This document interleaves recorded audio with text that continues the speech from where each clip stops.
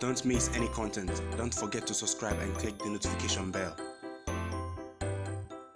Just when you think we are moving forward in Ghana football, just when we're starting to get hope that the football is getting back on track, something like this happens. And it's quite unfortunate that yesterday's game, the MTN FA Cup round of 32 clash between Medeama SC and Karela United, was marred by scenes where fans and players, and as well as officials, got injured to the point of blood oozing out from the head of some of the players. It was quite unfortunate, but that is what happened yesterday at the Crosby Ewa Memorial Park at Karela United when they took on Medeama SC. Journalists were chased out and it was not great.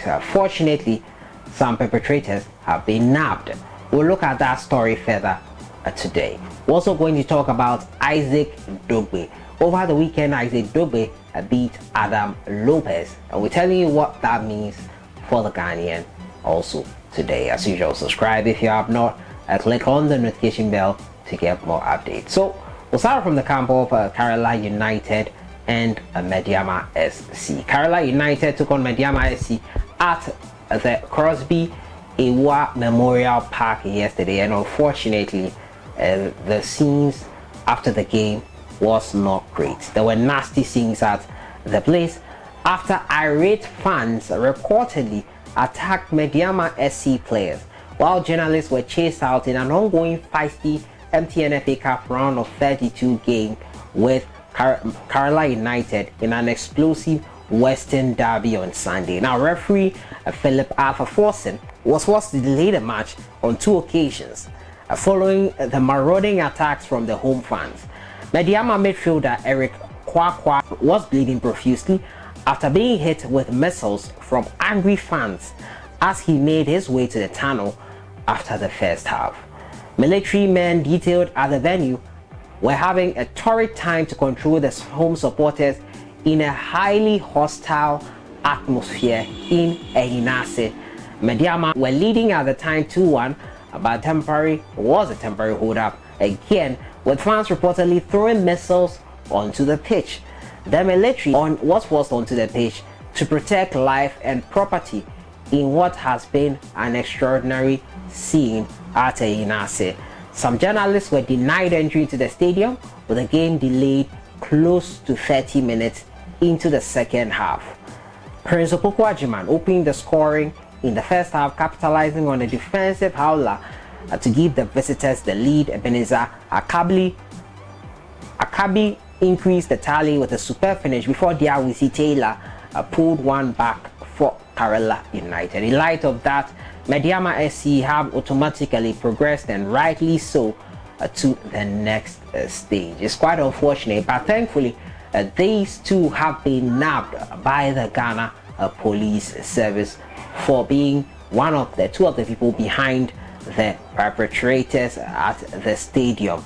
And it is great to see that some justice is being had, because you cannot have this going on in these match venues. It's quite unfortunate, but these two grown men, 32 and 33-year-old, it's quite unfortunate that they have found themselves in it. But this will serve as a deterrent for others. They have to face the full rigors of the law. You cannot be disturbing and hurting players like that, players who are doing their job basically, and you are there trying to disrupt that. The FA, in light of that, has indefinitely banned all games at the Crosby Ewa Memorial Park.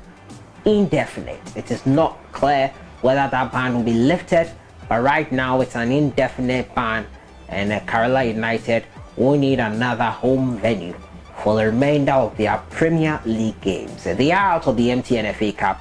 Medeama go through. My final story has to do with Isaac Dogbe. He has taken another step towards his dream of second world title after beating Adam Lopez via a majority decision in Las Vegas on Saturday night. Now, Adam Lopez was a very close fight. The former WBO Super Bantamweight world champion got the victory on judges' scorecard to make it 2 wins in his last 2 fights. Dave Moretti scored 95-95, while Don Trella and Chris Megloria scored 97-93 and 96-94 respectively for Dogbe. The Ghanaian was in the ring for the second time after back-to-back losses to Emmanuel Navarrete in 2018 and 2019, defeats which cost him the WBO Super Bantamweight strap. He defeated Chris Avalos via an 8th round knockout in July 2020 in his last fight. Dogbe started on the front foot and shot ahead of the scorecards, but questions were asked of his conditioning as he fizzled out and allowed Lopez into the fight from the 6th round. The fight was up for grabs by the 10th and final round as both corners reminded the two boxers of how close the 9 rounds had been. The CompuBox numbers suggest Lopez threw more punches, 527 to 487, and landed more, 152 to 34, 29% of Dogbe's 28%. Dogbe, however, did more with body punches, 31 to 25, and that, coupled with his volume of activity in the early rounds, was enough to convince the two judges. So that is it there on the front of Isaac Dogbe. He has returned back-to-back wins for him. July 2020, the last time he fought. He has won again here against Adam Lopez, moving him closer to his dream of getting the world titles back. World titles he lost after losing back-to-back in 2018 and 2019.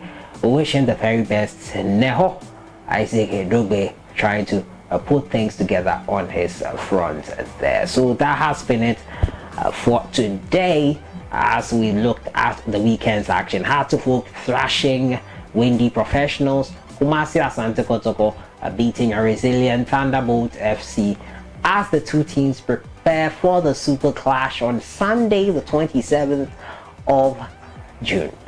Midweek, they will face Kumasi Asante Kotoko, will face Karela United. Accra Hartlepool will face Lagos Cities on Thursday. Kotoko's game will be on Wednesday. Great ending to the Ghana Premier League season. 4 games to go. These two teams are the ones leading the pack. It's between the two of them, and a slip up at this time could mean it goes to the other party. We'll see how things go on Sunday, and in the midweek we'll see how it goes. I'll see you guys in the next one. Congratulations to Isaac Dogbe. Enjoy the day, enjoy the rest of the week.